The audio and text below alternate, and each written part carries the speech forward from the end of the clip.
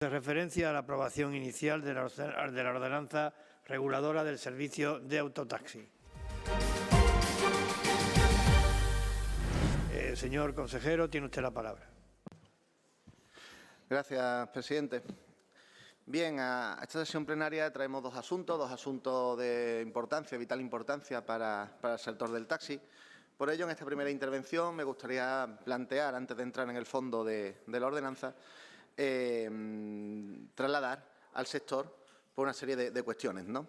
Es decir, que desde el inicio de la legislatura, con las nuevas competencias, hemos tenido la oportunidad de la Consejería de trabajar, escuchar, discutir, conocer un sector tan importante dentro de lo que es el transporte público en nuestra ciudad, como lo es el sector del taxi. Por ello también me gustaría poner en valor el trabajo que desde las diferentes asociaciones que representan el sector hacen para defender sus derechos, sus intereses y especialmente en este caso para colaborar de manera estrecha con las administraciones públicas en el desarrollo en cuanto a la puesta en marcha de medidas y proyectos cuya finalidad no es otra que mejorar este servicio y, por ende, la calidad del mismo hacia los ciudadanos de Ceuta. Por ello, agradecer el trabajo de las asociaciones empresariales unificadas de taxis y la de Taxi y Eurotaxi y así también a la Asociación de Trabajadores Asalariados por esta colaboración, al objeto, como digo, de poner en marcha todas aquellas iniciativas con un objetivo claro y único que no es otro que mejorar este sector en nuestra ciudad. Pues bien, uno de los grandes objetivos que el Gobierno se marcó al inicio de la legislatura era apostar por una mejora importante en los servicios públicos dirigidos al transporte. De ahí que se trazara un plan de trabajo con una serie de objetivos concretos y que afectan directamente a estos dos servicios públicos, ¿no? Tanto el de autobuses como el del taxi. Con este segundo, y tras mantener una serie de reuniones con los representantes empresariales y los trabajadores, nos marcamos una hoja de ruta marcada principalmente por 4 grandes objetivos para iniciar en esta legislatura. El primero de ellos era mantener un sistema de ayudas a la inversión para una renovación de la flota continua en el tiempo, hacia una flota de vehículos más sostenible con el medio ambiente, la contaminación acústica y la calidad del aire. Y en la actualidad hay que decir que existe en vigor una primera convocatoria, el programa de modernización del sector del taxi, dotado con un presupuesto de 100.000 euros y cuyas ayudas pueden alcanzar hasta un máximo de 15.000 para vehículos cero contaminación y hasta 10.000 para el resto de vehículos que renueven la flota. El segundo de los objetivos es el que traemos hoy a pleno, que es el proyecto de nueva ordenanza reguladora del sector del taxi. Decir que la ordenanza actual data del año 2006 y requería, obviamente, de una renovación integral, sobre todo para ser acorde a reales decretos los cuales afectan al sector y también adaptarla a las nuevas necesidades y que recogiera las reivindicaciones, en este caso, de empresarios y trabajadores. El tercer objetivo, que también traemos a continuación, es la actualización de la tarifa, mediante un procedimiento ágil, moderado y que tenga en cuenta el equilibrio en el mercado y permita así, de forma controlada, llevar a cabo una revisión anual de la tarifa del taxi. Y, por último, el otro gran objetivo era encargar un estudio pormenorizado del sector a nivel de costes, servicios, necesidades, comparativas con otras ciudades similares y que nos permita establecer una serie de propuestas de mejora, sobre todo también en los mecanismos existentes en las relaciones laborales entre empresarios y asalariados. Pues bien, tras la sesión plena de hoy, esperemos que casi todos los objetivos de estos marcados se puedan más o menos avanzar y algunos de ellos quedar resueltos, quedando pendiente ese estudio del sector, que, como digo, estamos trabajando en ello al objeto de poder establecer una serie de estrategias también a medio o largo plazo que siga mejorando un sector tan importante en nuestra ciudad como es el sector del taxi. Bien, tras esta introducción, voy a centrarme específicamente en el punto que traemos hoy aquí, que es la aprobación inicial de la ordenanza reguladora del servicio. Decir que este expediente fue iniciado en la anterior legislatura, pero bueno, desde la Consejería decidimos prácticamente iniciar ciertos procedimientos de manera ágil, puesto que considerábamos, tras hablar con el sector, que era lo aconsejable. Poder hacer, por tanto, el primer paso para mayor garantía y transparencia de someter el proyecto de ordenanza a audiencia pública. En este proceso, decir que se recibieron diferentes aportaciones, sugerencias y opiniones por parte de los diferentes actores afectados por el texto e indicar que el 90% de esas sugerencias aportadas, sin tener en cuenta aquellas que, obviamente, que por motivos técnicos jurídicos pues no han podido ser incorporadas en esta fase inicial, prácticamente digo que el 90% fueron incorporadas a este texto de ordenanza que traemos hoy a aprobación inicial. Existen un par de cuestiones que han sido debatidas con el sector, donde existen una serie de discrepancias desde el punto de vista jurídico, que bueno, que las diferentes fases del procedimiento que traemos aquí han sido planteadas no de una forma con un sustento importante desde el punto de vista jurídico, de ahí que en esta fase esta aprobación de ordenanza inicial que traigamos no pueda entre las incorporadas. Como digo, esto está trasladado al sector. El sector nos ha indicado que existen fundamentos jurídicos que aportarán en la fase de alegaciones, al objeto que las cuestiones que en esta primera fase no han podido ser incorporadas tengan sustento legal y puedan ser consideradas e incorporadas definitivamente al texto que se apruebe en su parte definitiva. Por tanto, finalizar esta primera intervención, agradeciendo obviamente el trabajo y compromiso de los funcionarios de la Consejería y también el trabajo de las asociaciones de empresarios y asalariados del sector, esperando que esta aprobación inicial cuente, por tanto, con el mayor apoyo posible de la Asamblea. Gracias, presidente. Muchas gracias, señor Ramírez. ¿Algún grupo quiere hacer uso de la palabra? Señor Guerrero, tiene usted la palabra. Gracias, presidente. Anunciar nuestro voto favorable a la propuesta. Muchas gracias. Muchas gracias, señor Guerrero. Señor Redondo, tiene usted la palabra. Gracias, presidente. Bueno, nosotros también nos vamos a abstener en esta propuesta que presenta el Gobierno. Celebramos que se haya llevado a cabo esta ordenanza, que haya salido adelante y que se vaya a poner en marcha. Pero sí que exigimos también que se vele por parte del Gobierno en el cumplimiento de la misma. No solo basta con sacar adelante una ordenanza y hacer de nuestra capa un sayo y después que no se cumpla de manera efectiva. Entendemos que tenemos que dar un servicio de calidad, tenemos que ofrecer una buena imagen, eso es muy importante, una buena imagen en nuestro servicio de taxis y, por lo tanto, entiendo que hay que velar directamente y con mucho celo para que todo lo que se recoge en esta ordenanza se cumpla, porque si damos una mala imagen en un servicio que está, como digo yo, a pie de puerto, es la primera imagen que muchos se llevan cuando llegan a esta ciudad, si no velamos, como digo, por esa buena imagen, al final la imagen de la ciudad se resiente en su conjunto. Insisto, celebramos que se haya puesto en marcha esta ordenanza, pero también exigimos que se cumpla y que se vigile ese cumplimiento. Gracias, presidente. Muchas gracias, señor Redondo. Señora Amé, tiene usted la palabra. Gracias, señor Vivas. Bueno, varias cuestiones antes de comenzar. Señor Redondo, en la primera imagen que se encuentran quienes nos visitan a pie de puerto y también a pie de frontera. Y, desde luego, afortunadamente, en la inmensa mayoría de los casos se llevan una buena imagen y, por lo menos, lo que nos llega a nosotros son percepciones muy positivas de todos los que utilizan nuestro transporte público y, en este caso, el taxi. Señor Ramírez, comentarle que hay algunas contradicciones y hay algunas cuestiones que no entiendo. Entiendo que usted, como Ejecutivo, haya determinadas cosas que prefiera omitir. Por ejemplo, el tema de las ayudas a la inversión me suena a que está dentro de esa propuesta de la reconversión del sector del taxi, que era una propuesta genérica que le hacía nuestro grupo municipal y que creemos que alcanzaba, por lo menos esa era nuestra intención, aunque usted hoy omita ese dato.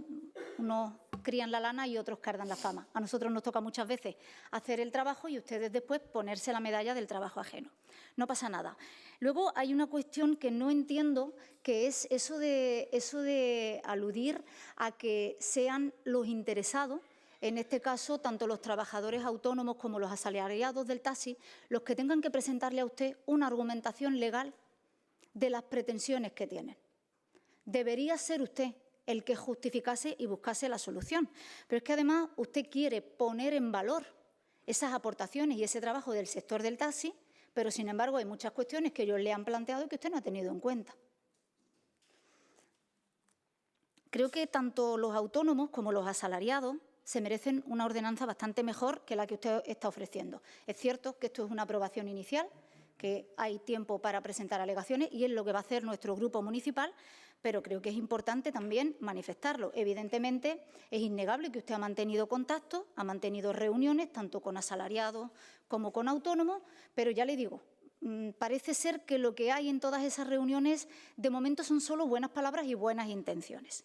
Entonces, nosotros creemos que hay que materializar esa puesta en valor que usted manifiesta y plasmarla en el texto. Tiene usted, de hecho, aparte del gremio, un poco enfadado, y razón no le falta, porque entienden que ha incumplido parte de las reivindicaciones que ellos le hacen en asuntos muy importantes. Y creemos, al igual que ellos, que no se les ha hecho justicia en algunas de sus reivindicaciones. Por ejemplo, desde las distintas asociaciones nos trasladan algunas de estas reivindicaciones que parece que usted no ha querido tener en cuenta, a pesar de que se lo hayan expuesto a la hora de confeccionar esta ordenanza. Una de ellas, una de las más importantes, es que usted se ha negado a modificar todo lo relacionado con la exigencia de carecer de antecedentes penales. Esto es una cuestión que, como usted sabe, vulnera y puede rozar la vulneración de derechos fundamentales. Una exigencia, la que usted pone, que afecta tanto al derecho a la reinserción social como al derecho al trabajo, pero es que además no se lo están diciendo los taxistas o se lo está diciendo el MDIC, es que hay resoluciones del Defensor del Pueblo, el Defensor del Pueblo andaluz concretamente, en la que manifiestan expresamente lo que le decimos. Fíjese, en esta resolución que traemos nosotros esta mañana, respecto a la queja 22/1283, que nosotros sí que vamos a aportar como soporte documental a las alegaciones que vamos a formular y como argumento para ello, dice que la conclusión que cabe extraer de lo dicho con anterioridad es que la normativa legal y reglamentaria del sector no establece en ningún caso que las personas que hayan de conducir el taxi deben carecer de antecedentes penales. Y además, esta institución, el Defensor del Pueblo andaluz, considera que una medida de este tenor, que en definitiva viene a restringir y a dificultar el acceso al trabajo reconocido en el artículo 35 de la Constitución y podría constituir una decisión sin amparo legal o reglamentario, contraria al principio de no discriminación por circunstancias personales o sociales que recoge el artículo 14 de nuestra Carta Magna, por lo que debería encontrarse debidamente justificada y regulada y no dictarse al amparo de unas bases para obtener el certificado de aptitud aprobadas por la Junta de Gobierno local. Nos parece que es una resolución muy importante y que usted no debería pasar por alto ni lo que dice el Defensor del Pueblo andaluz en esta cuestión, ni lo que le dicen los taxistas, que son los primeros afectados. Pero es que además no solamente una resolución del Defensor del Pueblo andaluz, es que también hay sentencias concretamente del Tribunal Superior de Justicia de Madrid, sentencia 830/2017, que fallaba en contra del Ayuntamiento de Madrid y le obligaba a anular el artículo del reglamento que establecía la obligación de aportar el certificado de carecer de antecedentes penales.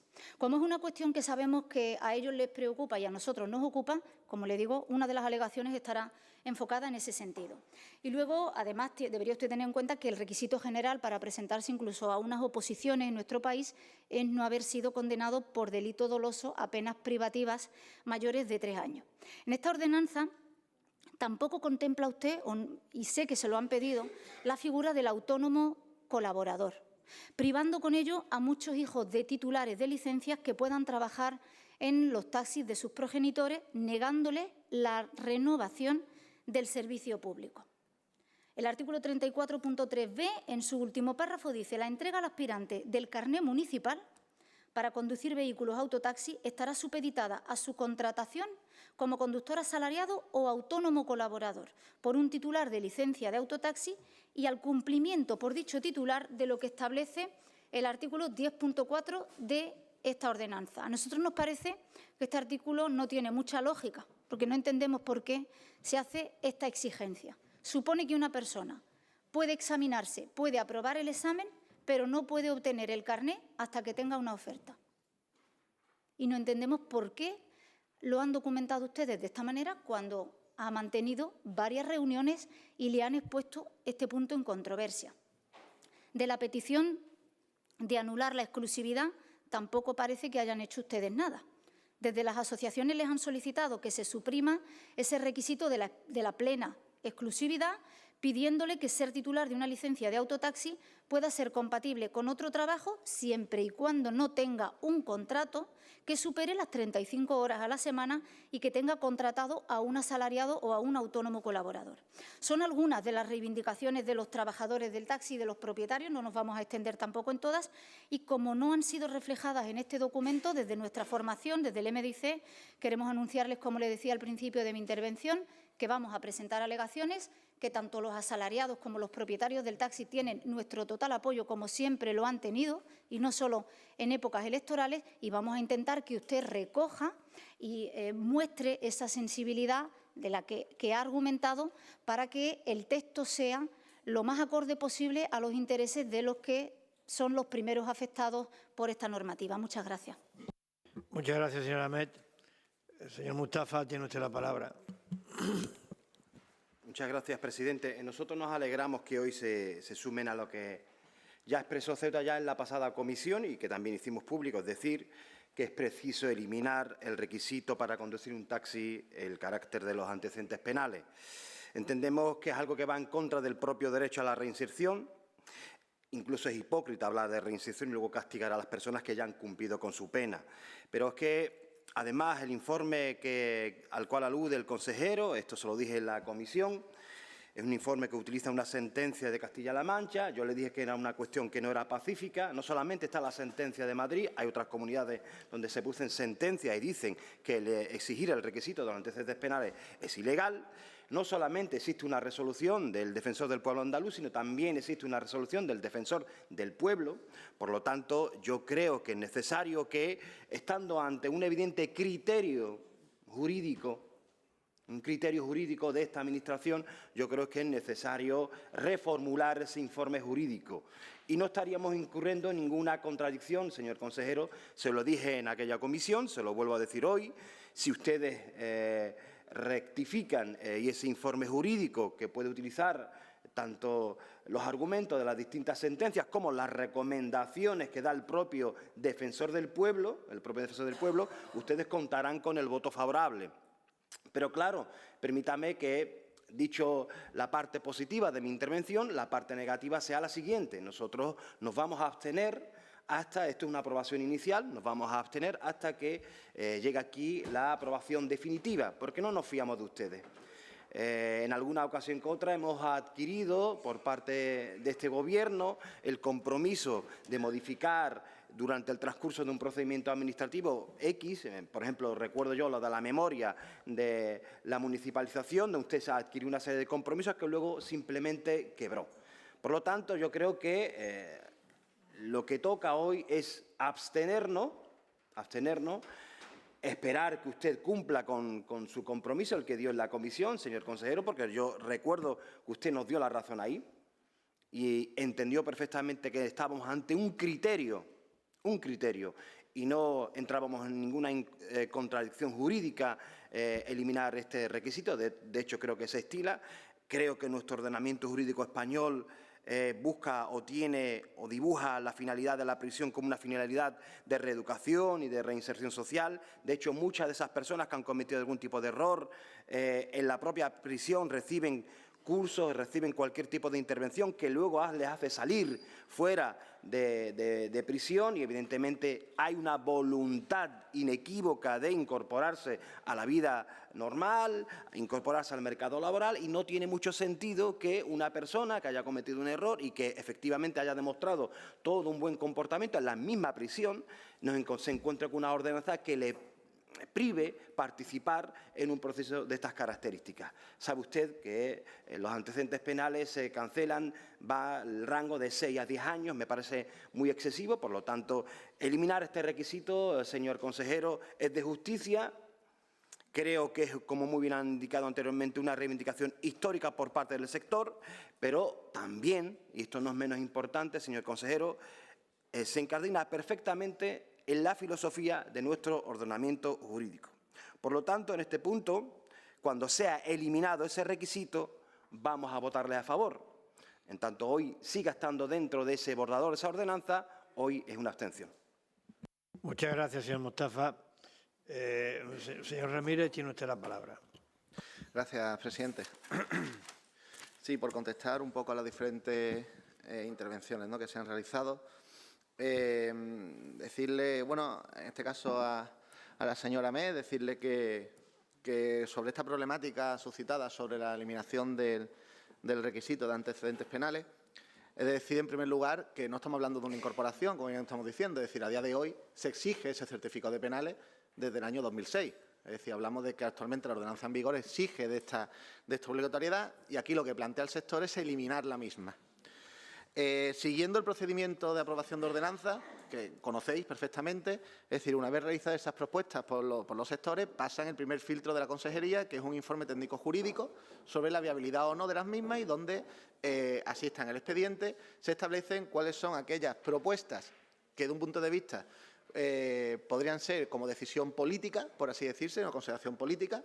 Repito que de esas consideraciones políticas, el 90% de las alegaciones, que fueron creo que más de 40 o 50 aproximadamente, si sumamos las tres asociaciones, han sido incluidas, yo diría prácticamente el 100%, han sido incluidas a este texto, y aquellas otras que en esta primera fase cuenta con informe jurídico, en algunos casos, efectivamente, pues porque van en contra de una norma superior, como el Real Decreto que hemos comentado, o en otras ocasiones, que es como el caso que nos ocupa ahora, que es sobre la eliminación de penales, pues aquí, bueno, en este caso, la parte jurídica de Consejería se lo fundamenta en base, como bien lo ha comentado el portavoz del Grupo Ceuta Ya, en base a una sentencia del Tribunal Superior de Justicia, en este caso de Castilla y León.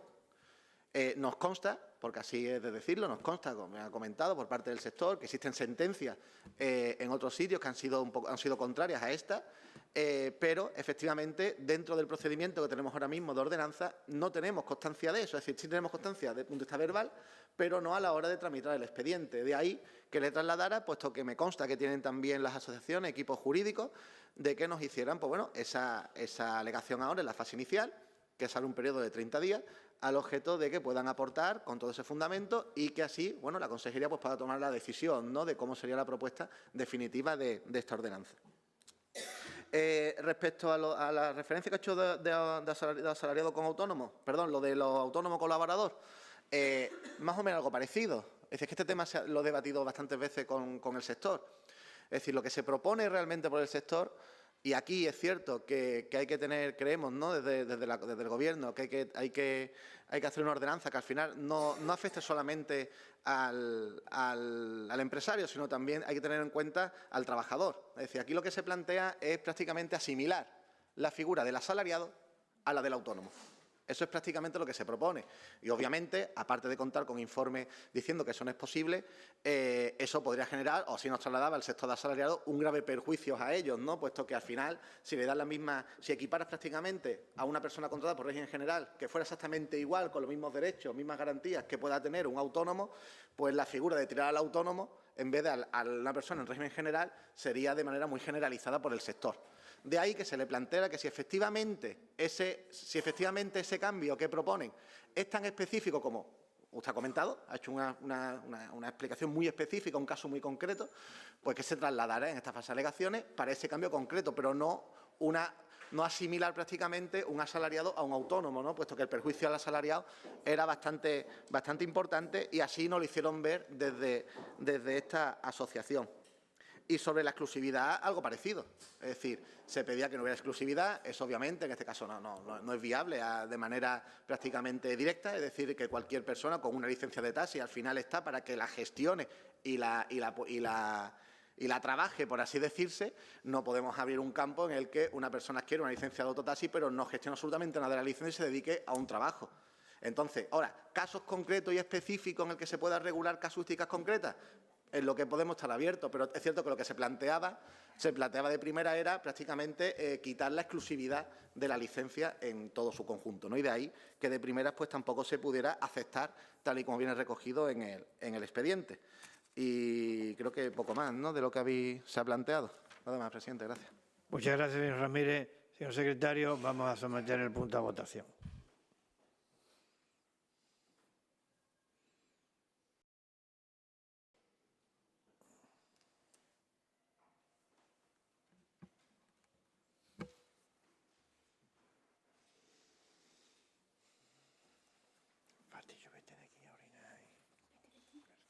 Empiezo y me voy.